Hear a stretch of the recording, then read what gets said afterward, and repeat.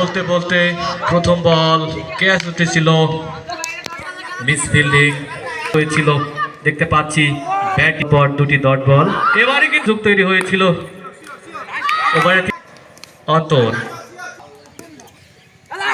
কোনো রান সংগৃহীত হয়নি। ডট ওভার বোলিং মার্কে বল করলেন লেগ স্টাম্পার এবং ব্যক্তিগত রানকে পরবর্তী বল, এবারে কিন্তু নয় কোনো বিপদ নয়। পরবর্তী বল অপর দিকে লাফিয়ে উঠেছিল এবং ক্যাপ শট।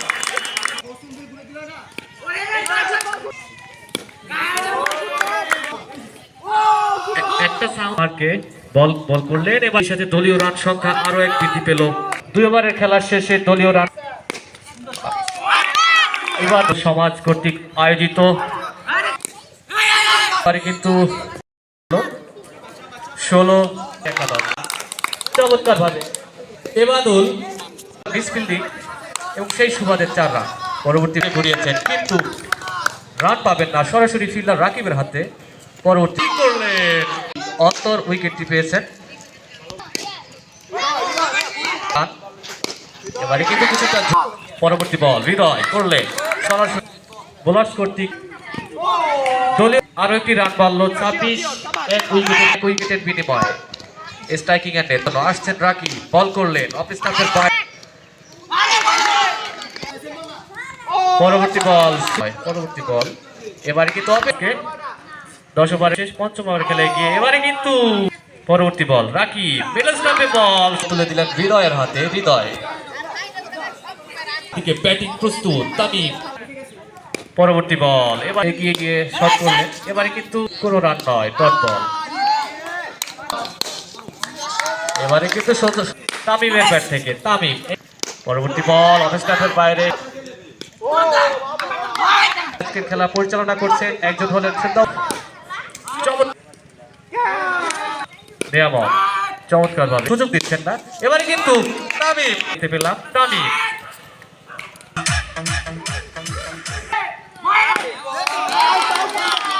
এবারে সীমানার বাইরে 4 রান, পরবর্তী আরো একটু অতিরিক্ত রান, এবারে দিয়েছে 58। এবারে কিন্তু এগিয়েছে, এবারে কিন্তু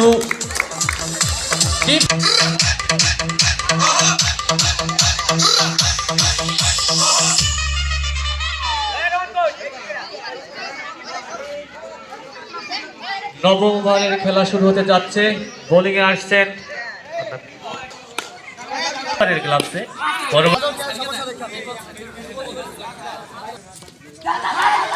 ব্যাট থেকে বলে ছক্কা মেরে দিয়েছেন চমৎকার ভাবে, স্টাম্প ভাঙতে পারেনি।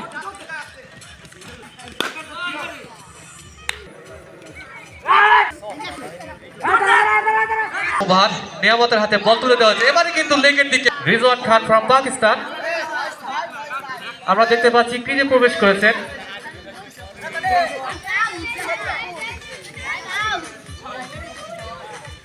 গিয়েছিলেন কিন্তু ব্যাটে বলে কানেক্ট হয়নি, প্রবেশ করেছেন যুব সমাজের উদ্যোগে short pitch cricket.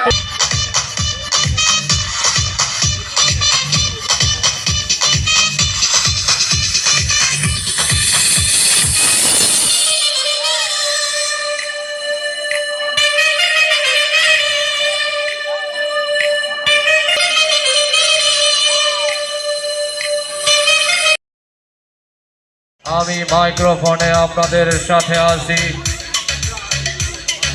Shahidul Islam Khan এবং আরো একজন, 2টি দল অংশগ্রহণ করছেন।